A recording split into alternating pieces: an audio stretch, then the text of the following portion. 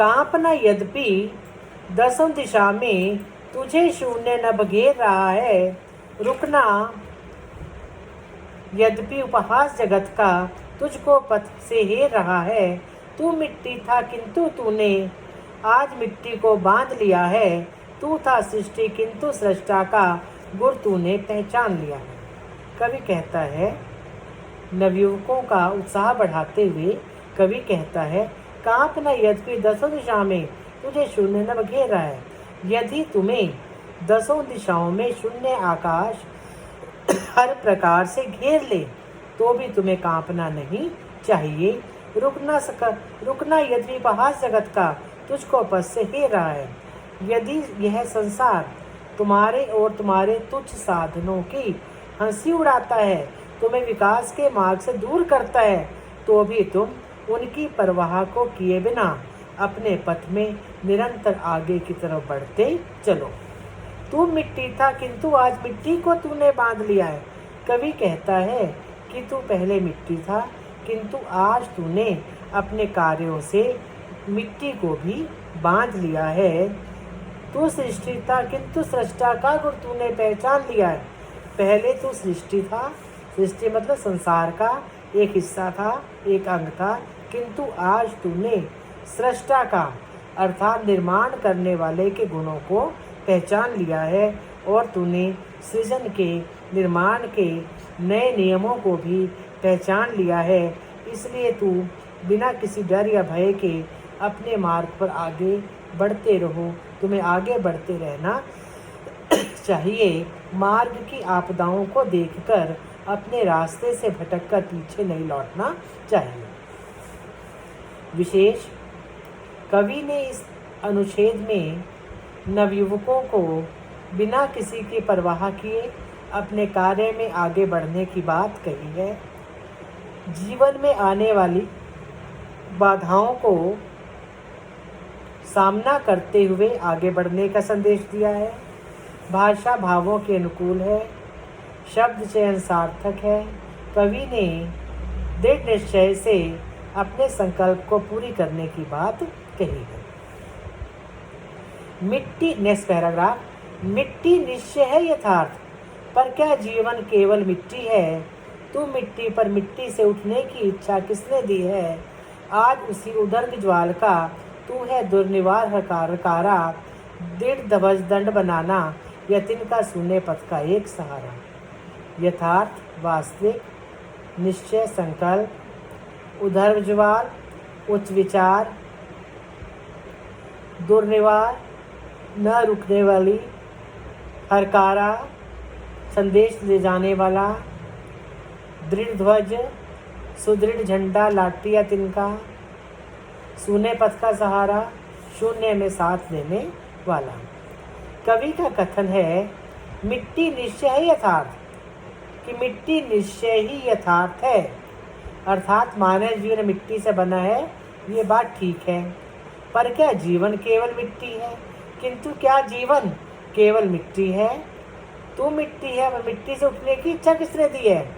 निश्चय ही मानव जीवन, मान लो हम मान ले, कुछ समय के लिए स्वीकार कर लें कि तू मिट्टी, कि मानव जीवन सिर्फ मिट्टी है, लेकिन उठने की इच्छा किसने दी, किंतु उस मिट्टी से ऊपर उठने की इच्छा, प्रेरणा, ताकत किसने प्रदान की है।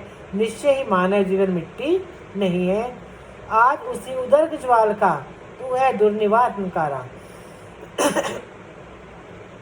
उस ऊंचे विचार का तू कभी न रुकने वाला संदेश वाहक है।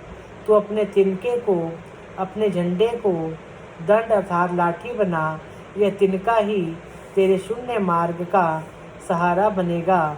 इसे भली भांति पकड़कर रख। इसकी कुछ लाइनें मैं दोबारा बोल रही हूँ।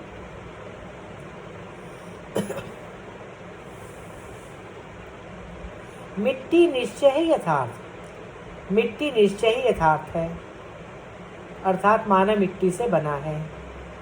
पर क्या जीवन केवल मिट्टी है, किंतु क्या जीवन केवल मिट्टी है। निश्चय ही मानव जीवन मिट्टी नहीं है।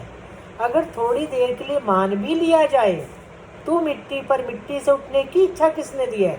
अगर थोड़ी देर के लिए मान भी लिया जाए कि मानव जीवन मिट्टी है, किंतु मिट्टी से ऊपर उठने की प्रेरणा या ताकत उसे किसने दी है? वास्तव में मानव मिट्टी नहीं है, उसे सोचने समझकर विकास करने की क्षमता है, इसलिए प्रतिदिन ऊपर उठता जा रहा है। आज उसी उदर ज्वाल का तू है दुर्निवारण कारा। कवि कहता है कि उसी उच्च विचार का तू कभी न रुकने वाला संदेश वाहक है। तू अपने संदेश को अपने झंडे का दंड अर्थात लाठी बना, यह तिनका ही तेरे शून्य मार्ग में तेरा सहारा बनेगा, इसलिए इसे भली भांति पकड़कर रख। विशेष कवि ने मानव जीवन को मिट्टी से उत्पन्न बताकर उसकी यथार्थता को उजागर किया है। मानव को विचारशील बताकर उसकी महानता दिखाई है। मनुष्य ही उस विचारों का सच्चा हरकारा है। तत्सम और उर्दू शब्दावली का सफल प्रयोग है।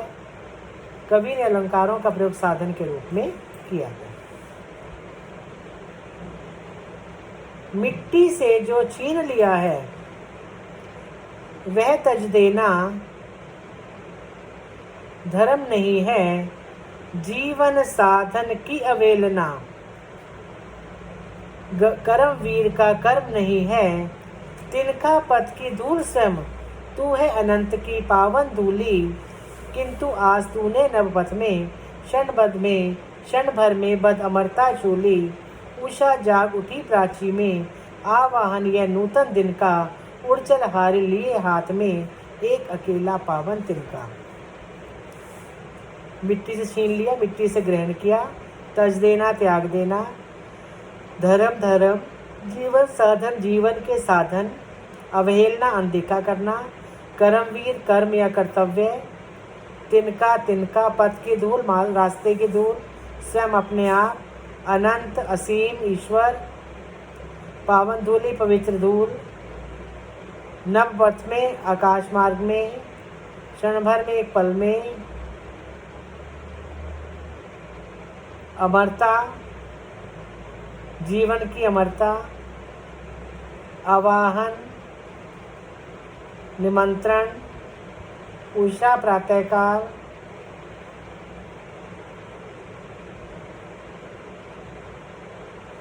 देखिए बुकअप। मिट्टी से जो छीन लिया है वह तज देना धर्म नहीं है। कवि कहता है हारिल को कि तुमने जो मिट्टी से ग्रहण किया है, जो मिट्टी से तुम्हें मिला है, मिट्टी से मानव जीवन को जो साधन मिलते हैं उन्हें त्याग देना मनुष्य का धर्म नहीं है। जीवन साधन की अवहेलना कर्म वीर का धर्म नहीं है। मिट्टी से प्राप्त जीवन को विकसित करने वाले साधनों को प्राप्त करके उनकी उपेक्षा करना, उनकी अवहेलना करना, उन्हें अनदेखा करना एक सच्चे वीर कर्म का कर्तव्य नहीं है। तिनका पथ की धूल स्वयं। तू है अनंत की पावन धूली।